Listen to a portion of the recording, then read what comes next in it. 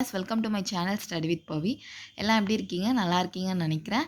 இன்றைக்கி வந்து நம்ம தமிழில் வந்து ஒரு முக்கியமான டாபிக் தான் வந்து நான் இன்றைக்கி வந்து பார்க்க போகிறோம். என்னன்னு பார்த்தீங்கன்னா மறு சொற்கள் அப்படின்னு சொல்லிட்டு இந்த நியூ சிலபஸ் படி நமக்கு என்ன சொல்லியிருக்காங்கன்னா இலக்கணம் வந்து 85 கொஷினும் ஒரு 15 கொஷின் தான் வந்து பார்த்திங்கன்னா தமிழ் தொண்டு அண்ட் வந்துட்டு 17 கீழ்க்கணக்கு நூல்களில் சில நூல்கள் மென்ஷன் பண்ணியிருப்பாங்க. அதாவது பழமொழி 400, நாலடியார், முதுமொழி காஞ்சி, இது மாதிரி ஒரு 10 இது வந்து அவங்க வந்து இது பண்ணியிருப்பாங்க. ஸோ அதனால் வந்து நம்ம இன்றைக்கி ஃபஸ்ட்டு ஆக்சுவலி ஒரு 50 இருக்குது மருவ சொற்கள்.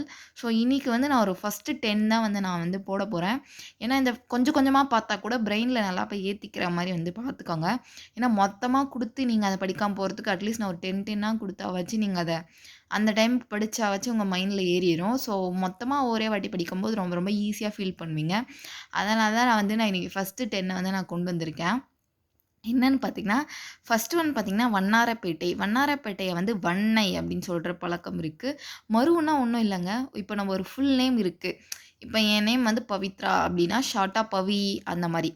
உங்கள் நேம் இருக்குன்னா உங்கள் நேம் ஷார்ட்டா இப்போ பவிங்கிறதே பவை அந்த மாதிரி கொஞ்சம் கொஞ்சம் மாற்றி மாற்றி சொல்கிறது. லைக் கொஞ்சம் ஷார்ட்டாக வச்சு கூப்பிட்றது தான் வந்து பார்த்திங்கன்னா மருவு சொற்கள். ஒரு ஃபுல் நேமாக இருக்கிறத ஒரு ஷார்ட் நேமாக வச்சு கூப்பிட்றது தான் பார்த்திங்கன்னா ஒரு மருவு சொற்கள் அப்படிங்கிறத வந்து சொல்லுவாங்க. ஃபஸ்ட்டு வண்ணாரப்பேட்டையை வந்து வண்ணை அப்படிங்கிறாங்க.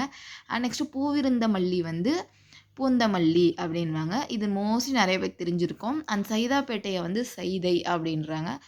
அண்ட் வானவன் மாதேவியை வந்து மானாம்பதி அப்படிங்கிறாங்க. இது கொஞ்சம் நியூவாக இருக்குது.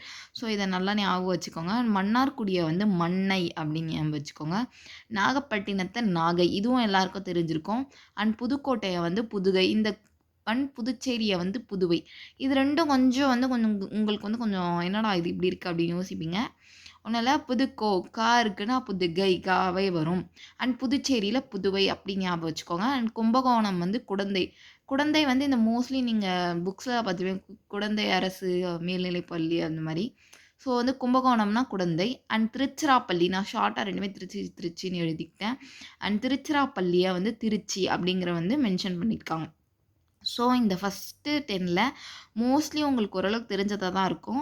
நியூவாக என்ன இருக்கும் அப்படின்னு பார்த்தீங்கன்னா இந்த வானவன் மாதேவி மானாம்பதி அப்படிங்கிறது. அண்ட் வந்து நெக்ஸ்ட்டு கும்பகோணம் குடந்தை, அப்புறம் வண்ணாரப்பேட்டை வண்ணை. இது எனக்கு கொஞ்சம் நியூவாக தான் இருந்துச்சு. அதனால் இது 3 மட்டும்தான் எனக்கு கொஞ்சம் புதுசாக பார்க்குற மாதிரி இருந்துச்சு. மற்ற எல்லாமே ஆல்ரெடி நான் எங்கேயோ பார்த்துருக்கேன். ஸோ வந்து இந்த இன்ஃபர்மேஷன் வந்து நான் இன்றைக்கி தரேன். நாளைக்கு ஒரு 10 மருவு வந்து நான் போஸ்ட் பண்ணுறேன். மொத்தம் 60 மருவு கிட்ட வந்து நான் எழுதி வச்சுருக்கேன். இந்த மருவு பார்த்திங்கன்னா இப்போ நியூ சிலபஸ் படி கொடுத்துருக்காங்க. 85ல் இந்த மருவு சொற்கள் கண்டிப்பாக வரும்.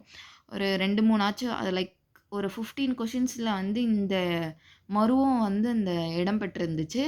ஸோ வந்துட்டு வேறு ஏதாச்சும் டவுட்ஸ்னாலும் கேளுங்க. அண்ட் அடுத்தடுத்த கிளாஸில் பார்த்திங்கன்னா 17 கீழ்க்கணக்கு நூல்களும் வந்துட்டு என்னென்ன இருக்குது. ஸோ அதுவுமே வந்து நான் போஸ்ட் பண்ண ரெடியாக தான் இருக்கேன். அந்த இன்ஃபர்மேஷனும் நிறைய கேதர் பண்ணிட்டு தான் இருக்கேன். ஸோ எல்லாம் நல்லா படிங்க. நியூ இயர் இப்போ தான் ஆரம்பித்த மாதிரி இருக்குது. அதுக்குள்ளே எப்போனே தெரில, ஒரு 9 டேஸ் வந்து போயிருக்கு. எப்படி சீக்கிரம் போகுதுன்னு எனக்கே தெரியல. ரொம்ப ரொம்ப பயமாக தான் இருக்குது உண்மையாக சொல்லணும்னா. அண்ட் வேறு ஆப்ஷன் இல்லை, படித்தா மட்டும்தான். ஓகே. அண்ட் எல்லாம் மறக்காமல் உங்கள் டிஎன்பிசி ஃப்ரெண்ட்ஸ்க்கெல்லாம் வந்து ஷேர் பண்ணி விட்டுருங்க. மறக்காமல் சப்ஸ்கிரைப் பண்ணிவிட்டு பாருங்கள். தேங்க்யூ.